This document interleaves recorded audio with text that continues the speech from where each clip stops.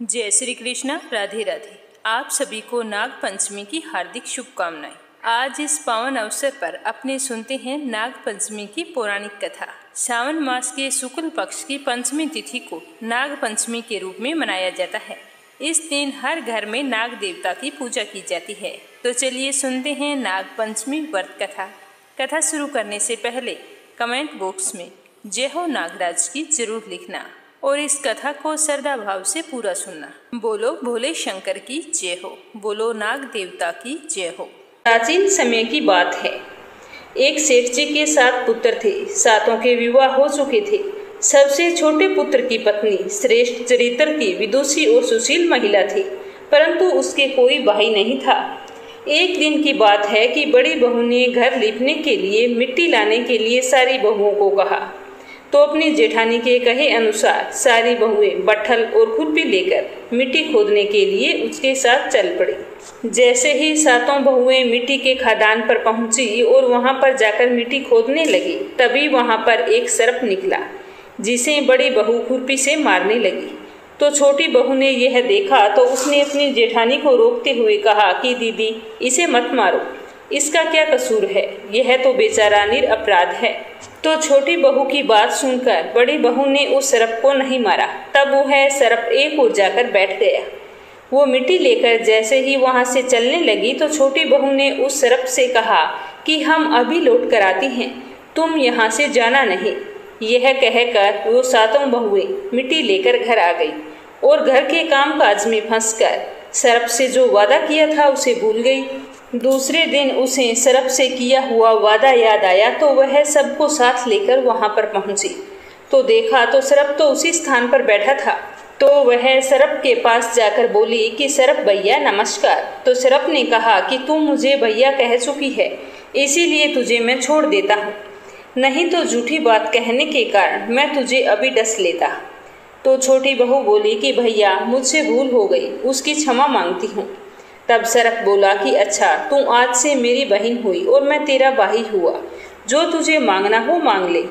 तो वह बोली नहीं भैया, मुझे कुछ नहीं चाहिए, अच्छा हुआ जो तू मेरा भाई बन गया। इस तरह सर्प से बातचीत करके छोटी बहू घर आ गई।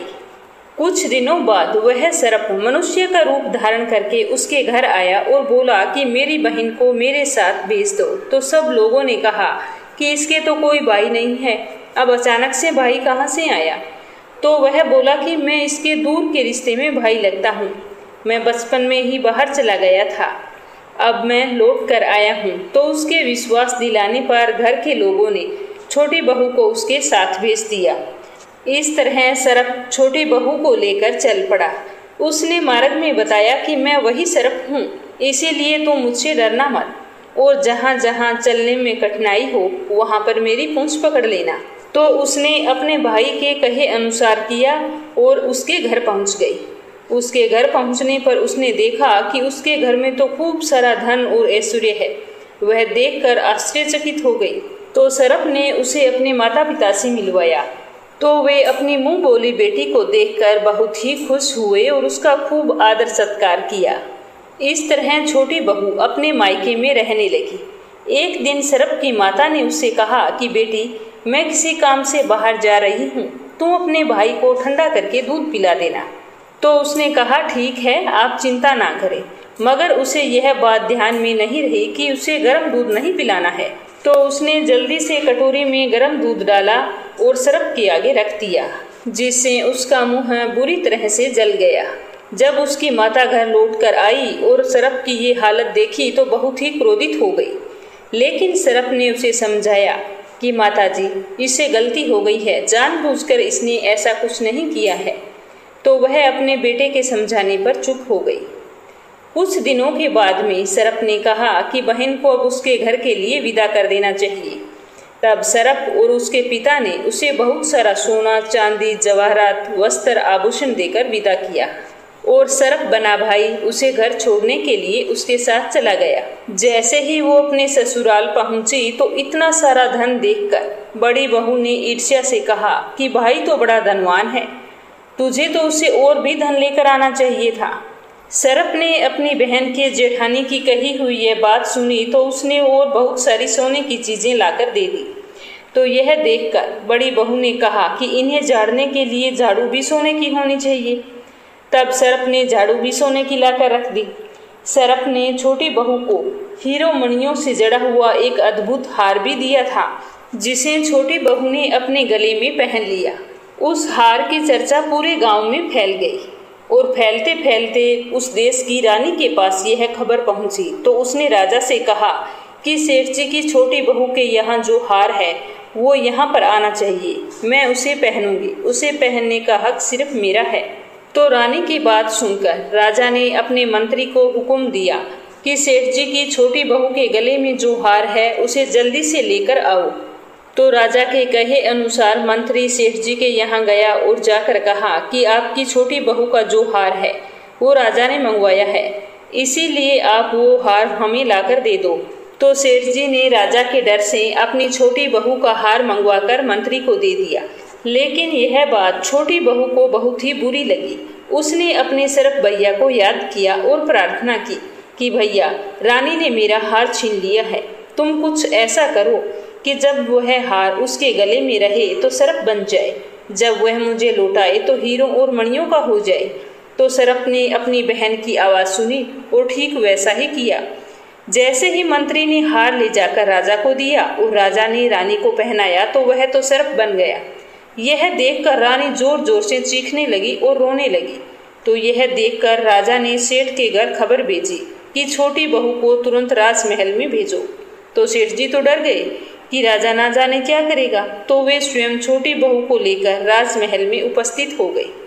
तो राजा ने छोटी बहू से पूछा कि तूने क्या जादू किया है, मैं तुझे दंड दूंगा, मुझे सच सच बताओ कि यह हार सरप कैसे बन गया। तो छोटी बहू बोली कि राजन क्षमा कीजिए, यह हार ऐसा ही है, मेरे गले में हीरों और मणियों का रहता है और जो कोई दूसरा व्यक्ति इसे पहनता है तो सरप बन जाता है।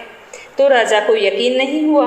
तो राजा ने छोटी बहू से कहा कि रानी के गले में जो सरप है उसे अपने गले में डाल कर दिखाओ। तो छोटी बहू ने जैसे ही रानी के गले से सरप को निकाल कर पहना तो वह हीरे मणियों का हो गया। यह देखकर राजा को उसकी बात पर विश्वास हो गया और उससे प्रसन्न होकर बहुत सी मुद्राएं भी पुरस्कार में दी। तो छोटी बहू उसे लेकर अपने घर आ गई। तो उसके धन को देखकर बड़ी बहू ने ईर्ष्यावश उसके पति को सिखाया कि छोटी बहू के पास ना जाने कहां से इतना धन आ गया है। यह सुनकर उसने अपनी पत्नी को बुलाकर खूब डांटा और कहा कि सही सही बता दो कि यह धन तुझे कौन देता है। अगर तुमने एक शब्द भी झूठ कहा तो मुझसे बुरा कोई नहीं होगा। तो वह रोते रोते अपने सरप भैया को याद करने लगी। तब उसी समय सरप ने प्रकट होकर कहा कि मेरे धर्म बहन के आचरण पर जो भी व्यक्ति संदेह प्रकट करेगा मैं उसे तुरंत खा लूंगा। तो यह सुनकर छोटी बहू का पति बहुत ही प्रसन्न हुआ और उसने सरप देवता का बड़ा सत्कार किया। उसी दिन से नाग पंचमी का त्योहार मनाया जाता है और सारी महिलाएं सरप को भाई मानकर उसकी पूजा करती है। तो अब दूसरी कहानी सुनेंगे तक्षक नाग की। पांडवों के स्वर्ग सिधारने के बाद में अभिमन्यु के पुत्र परीक्षित ने शासन किया था। उसके राज्य में सारी प्रजा सुखी और संपन्न थी। एक बार राजा परीक्षित शिकार खेलते खेलते बहुत दूर निकल गए। उन्हें प्यास लगी थी तो वे वन में स्थित एक आश्रम में चले गए। वहां उन्हें मौन अवस्था में बैठे शमिक नाम के ऋषि दिखाई दिए। राजा परीक्षित ने उनसे बात करनी चाहिए, लेकिन वो तो मौन थे और ध्यान में होने के कारण ऋषि ने उनकी बात का कोई भी जवाब नहीं दिया। तो यह देखकर राजा परीक्षित बहुत ही क्रोधित हो गए और उन्होंने एक मरा हुआ सांप उठाकर ऋषि के गले में डाल दिया और वहां से चले गए। लेकिन जब इस बात का पता शमिक ऋषि के पुत्र श्रृंगी को चला तो उन्हें बहुत ही गुस्सा आया और उन्होंने क्रोधवश श्राप दे दिया और कहा कि आज से 7 दिन बाद नाग तक्षक राजा परीक्षित को डस लेगा, जिससे उनकी मृत्यु हो जाएगी। लेकिन बाद में जब शमिक ऋषि का ध्यान टूटा और उन्हें पूरी घटना का पता चला तो उन्हें बहुत ही दुख हुआ और उन्होंने अपने पुत्र से कहा कि तुमने राजा परीक्षित को श्राप देकर अच्छा नहीं किया है। वह राजा न्यायप्रिय और जनता का सेवक हैं। उनकी मृत्यु हो जाने से राज्य का बहुत ही नुकसान होगा। उसने इतना बड़ा अपराध भी नहीं किया कि तूने इतना बड़ा श्राप दे दिया। शमीक ऋषि को तो यह सोच सोचकर बहुत ही पश्चाताप हो रहा था, परंतु श्राप को तो वापिस नहीं लिया जा सकता था। ऋषि शमीक तुरंत ही राजमहल जाकर राजा परीक्षित को यह बता देते हैं कि मेरे पुत्र ने भावना में बहकर तुम्हें श्राप दे दिया है। इसमें तुम्हारा कोई दोष नहीं है, दोष तो समय का है। इसीलिए हमारे मन में यह सोचकर पीड़ा हो रही है कि जिसका दोष तुमने नहीं किया उसका दंड तुम्हें मिलेगा। यह कहकर शमीक ऋषि ने अपने पुत्र द्वारा दिए गए श्राप की सारी बात राजा को बताई और कहा कि ठीक आज से 7वें दिन तक्षक नाग के काटने से तुम्हारी मृत्यु हो जाएगी। हे राजन, मुझे इस बात का बहुत दुख है, लेकिन मैं चाहकर भी कुछ नहीं कर सकता। तो यह सुनकर रानी रोने लगती है। शमीक ऋषि कहते हैं कि विधि के धनुष से दुर्भाग्य का यह बाण निकल चुका है, यह वापिस नहीं होगा। मैं यही बताने आया हूँ। अब तुम्हारे पास जितना समय बचा है उसका उपयोग करो, अपने गुरुजनों से परामर्श करो जो तुम्हें सही मार्ग दिखाए। राजन, भगवान तुम्हारी आत्मा को शांति दे। यह कहकर ऋषि वहां से लौट आए। तो यह सब सुनकर राजा परीक्षित बहुत ही परेशान हुए और अपने किए पर पछताने लगे। लेकिन अब तो कुछ भी नहीं हो सकता था। यही सोचकर राजा परीक्षित रात्रि में ही अपने गुरु के पास गए और अपनी सारी व्यथा बताकर कहते हैं कि मैं 7 दिन में ऐसा क्या करूं जिससे मेरा परलोक सुधर जाए। तब गुरु राजा परीक्षित की बात सुनकर कहते हैं कि भक्ति करो, जो फल योग, तपस्या और समाधि से नहीं मिलता है।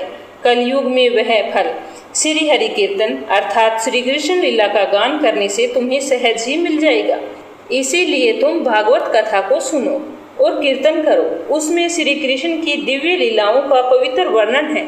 उसको सुनने से उत्पन्न हुई भक्ति ही तुम्हारे मोक्ष का कारण बनेगी। तुम वेद व्यास जी के पुत्र शुकदेव जी के पास जाओ, वो तुम्हें ये कथा सुनाएंगे। तो अपने गुरु के कहे अनुसार राजा परीक्षित बालक शुक्रदेव के पास जाकर उनके चरणों को धोकर उनसे श्रीमद् भागवत कथा सुनते हैं और इस तरह अपना सारा समय भजन कीर्तन में लगा देते हैं। ठीक 7वें दिन तक्षक नाग राजा परीक्षित को डस लेता है। राजा परीक्षित की मृत्यु का कारण जब उसके पुत्र जन्मेजय को पता चलता है तो वो बहुत ही क्रोधित हो उठते हैं और संकल्प लेते हैं कि मैं एक ऐसा यज्ञ करूंगा जिसके चलते सभी नाग जाति का समूल नाश हो जाएगा। तो जन्मेजय ने अपने संकल्प के अनुसार यज्ञ का आयोजन किया। जैसे ही यज्ञ शुरू हुआ तो यज्ञ के चलते ही एक एक करके सभी नाग यज्ञ की शक्ति से खींचकर उसमें भस्म होते जा रहे थे। तो इस तरह लाखों करोड़ों सर्प यज्ञ की अग्नि में गिरते हुए देखकर तक्षक नाग बहुत ही भयभीत हो गए और भागकर इंद्र की शरण ले ली। वह इंद्रपुरी में रहने लगा। वासुकी की प्रेरणा से एक ब्राह्मण जन्मेजय के यज्ञ स्थल पर पहुंचा और यजमान तथा ऋषि जनों की स्तुति करने लगा। उधर जब ऋषियों ने तक्षक का नाम लेकर आहुति डालनी शुरू की तब मजबूरी में इंद्र ने तक्षक को अपने उत्तरीय में छिपाकर वहां पर लाना पड़ा और वहां वे तक्षक नाग को अकेला छोड़कर अपने महल लौट गए। ऐसे समय माता मनसा देवी के पुत्र विद्वान बालक आस्तिक से प्रसन्न होकर जन्मेजय ने उसे एक वरदान देने की इच्छा प्रकट की थी। तो आस्तिक ने वरदान मांगा कि इस यज्ञ को तुरंत समाप्त कर दिया जाए। बस इसी कारण तक्षक नाग यज्ञ अग्नि में गिरने से बच गया, क्योंकि उसके नाम के आह्वान के साथ वह अग्नि में गिरने जा रहा था। उसी समय यज्ञ समाप्ति की घोषणा कर दी गई। करदू और कश्यप के पुत्र वासुकी की बहन देवी मनसा ने नागों की रक्षा के लिए जन्म लिया था। अधिकतर जगहों पर मनसा देवी के पति का नाम ऋषि जरत्कारु बताया जाता है और उनके पुत्र का नाम आस्तिक है, जिसने अपनी माता की कृपा से सर्पों को जन्मेज के यज्ञ से बचाया था। बोलो मनसा देवी की जय हो। नाग पंचमी पर सुनी जाने वाली तीसरी कहानी। एक छोटे से गांव में एक विधवा महिला दूध बेचा करती थी। उसकी एक बहुत ही सुंदर कन्या थी। वह कन्या बहुत ही संस्कारी और सरल स्वभाव की थी। उस विधवा स्त्री का नियम था कि वह दूध को उबालकर ठंडा करके अपने घर के आंगन में रख देती थी। फिर वह अपने द्वार पर एक घंटी लगी हुई थी, उसे बजाती थी। घंटी के बजते ही आसपास के जो नाग थे वो समझ जाते थे कि उनके लिए आंगन में दूध रखा है। इसीलिए वो रोजाना आंगन में दूध पीने के लिए जाते थे। नागों का उस महिला के साथ माँ के समान रिश्ता बन गया। एक दिन उस विधवा माता ने अपनी बेटी से कहा कि बेटा, जब मैं घर पर ना हूँ तुम इन सर्पों के लिए रोजाना ठंडा करके दूध रख दिया करना, ये तुम्हारे भाई हैं। तो उसकी बेटी ने कहा ठीक है। फिर जब कभी उसकी माँ घर पर नहीं होती तो वह दूध गर्म करके ठंडा करके आंगन में रखकर घंटी बजा देती, जिसे सारे सर्प वहां आकर दूध पीकर वापस चले जाते। ऐसा करते करते समय बीतता चला गया। समय के साथ वह कन्या भी बड़ी हो गई। तब उसकी माँ ने उसका विवाह दूसरे गांव के मुखिया के सबसे छोटे बेटे से कर दिया। मुखिया के 7 बेटे थे। सारे बेटों की शादियां हो चुकी थी। घर में 7 बहुओं में सबसे छोटी बहू उस बुढ़िया की बेटी थी। वह बहुत ही संस्कारी और आज्ञाकारी थी। कुछ समय बीतने के बाद में सावन का महीना शुरू हुआ। घर की सारी बहुएं बहुत ही खुश थी, क्योंकि उनके भाई उन्हें मायके लेकर जाने वाले थे। वह पूरा महीना अपने मायके में आराम से रहने वाली थी। घर की सबसे बड़ी बहू सबसे छोटी बहू के पास आकर कहती है कि तुम्हारा तो कोई भाई नहीं है, तुम अब क्या करोगी? तुम्हें तो पूरा सावन यहीं पर बैठकर काम करना पड़ेगा। तो यह सुनकर छोटी बहू बहुत ही दुखी हुई और रोने लगी। वह रोते रोते एक पेड़ के पास जाकर बैठ गई। तभी उस पेड़ से अचानक एक विशालकाय नाग बाहर आया।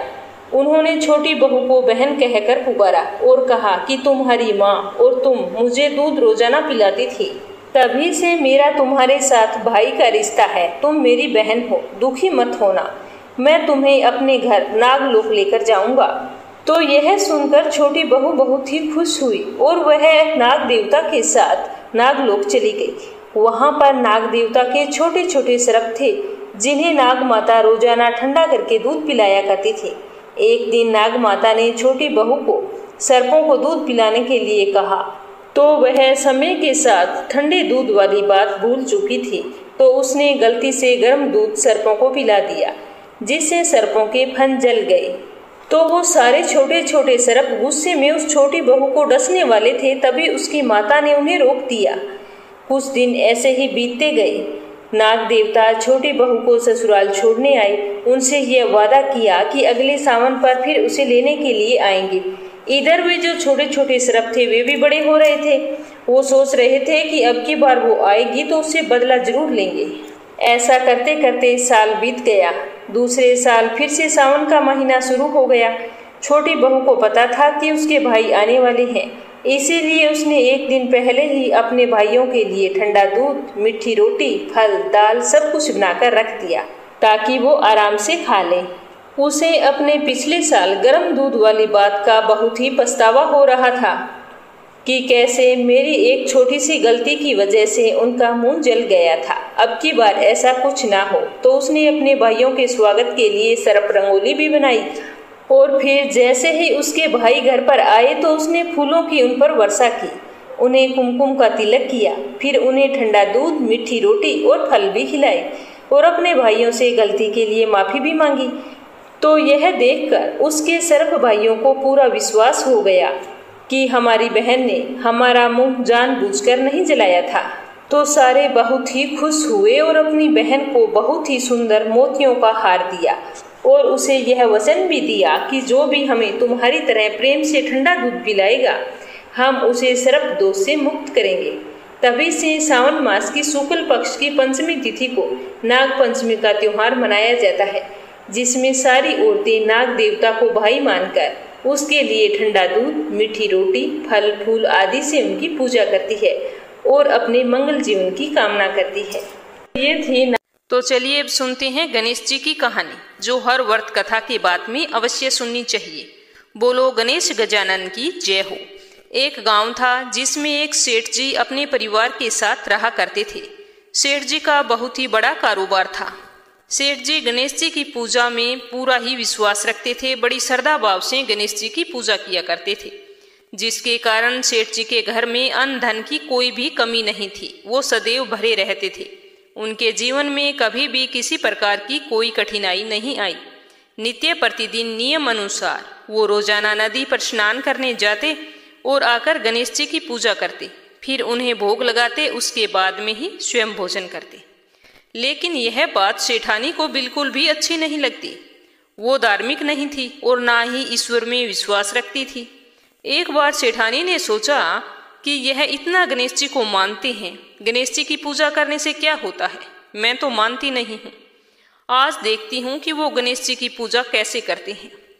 तो यह सोचकर जब दूसरे दिन सेठ जी नदी पर स्नान करने के लिए जाते हैं तो सेठानी जी पीछे से गणेश जी की मूर्ति को उठाकर कपड़े से ढककर बगीचे में ले जाकर जमीन में दबा देती है। जब सेठ जी स्नान करके नदी से घर पर आते हैं तो देखते हैं कि गणेश जी की मूर्ति नहीं है मंदिर में। तो वो सेठानी से पूछते हैं कि गणेश जी की मूर्ति मंदिर में नहीं है, कहाँ गई?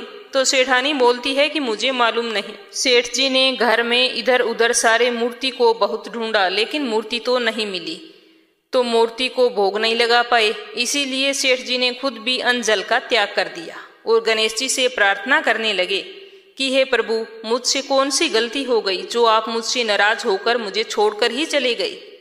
अगर आप अपनी कृपा दृष्टि मुझ पर बरसाते हो तो हे प्रभु मुझे दर्शन दीजिए। तो सेठ ने मन ही मन सोचा कि जब तक मुझे गणेश जी की मूर्ति नहीं मिल जाती, मुझे दर्शन नहीं दे देते, तब तक मैं अन्न जल का त्याग करता हूँ। तो उस दिन पूरा दिन ऐसे ही निकल गया। शाम को सेठ जी भूखे प्यासे सो गए। गणेश जी सेठ जी की भक्ति से प्रसन्न हो गए। जब सेठ जी सो गए तो सेठ जी के सपन में गणेश जी भगवान एक छोटे से चूहे के साथ खेल रहे होते हैं दिखाई देते हैं और चूहे को बाद में खाने के लिए लड्डू देते हैं। चूहा लड्डू लेकर बगीचे में जाता है और एक जगह से जमीन खोदता है और लड्डू वहीं पर डाल देता है और अचानक से सेठ जी की नींद खुल जाती है। तो सेठ जी भागकर बगीचे में जाते हैं और उसी जगह को खोदते हैं जहां उन्होंने सपने में लड्डू को दबाते हुए देखा था। तो थोड़ी देर जमीन खोदने पर कपड़े में लपेटे हुए गणेश जी की मूर्ति उन्हें मिल जाती है। सेठ जी गणेश जी की मूर्ति को पाकर बहुत ही खुश होते हैं और वापिस लाकर मंदिर में स्थापित कर देते हैं। तो यह देखकर सेठानी को बहुत ही आश्चर्य होता है कि सेठ जी को यह मूर्ति मिली कहाँ से। तो वो भागकर सेठ जी के पास आती है और पूछती है कि ये मूर्ति आपको कहाँ से मिली। तो सेठ जी ने सारा वृत्तांत उन्हें सच सच बता दिया। तो यह बात जानकर सेठानी जी को खूब आश्चर्य हुआ। सेठानी जी के मन में श्रद्धा और विश्वास जाग गया और मन ही मन गणेश भगवान का स्मरण करते हुए उनकी सच्ची भक्त बन गई और सेठ जी को सारी सच्चाई बता दी और कहा कि मुझसे बहुत ही बड़ा अपराध हो गया था। अब से हम दोनों पति पत्नी प्रेम सहित गणेश जी भगवान की पूजा आराधना किया करेंगे, उनकी पूजा में कभी भी कोई कमी नहीं आने देंगे। यह सुनकर सेठ जी बहुत ही प्रसन्न हो गए और दोनों पति पत्नी गणेश जी को प्रणाम करते हुए बोले, बोलो गणेश गजानन की जय हो। हे गणेश भगवान, जैसी कृपा आपने सेठ और सेठानी पर की वैसी हम पर भी करना। कहानी कहने वाले पर, कहानी सुनने वाले पर सभी की सारी मनोकामनाएं पूर्ण करना। जरूर बताना और मीरा भक्ति चैनल को सब्सक्राइब करके इस वीडियो को ज़्यादा से ज़्यादा शेयर करना। जय श्री कृष्णा, राधे राधे।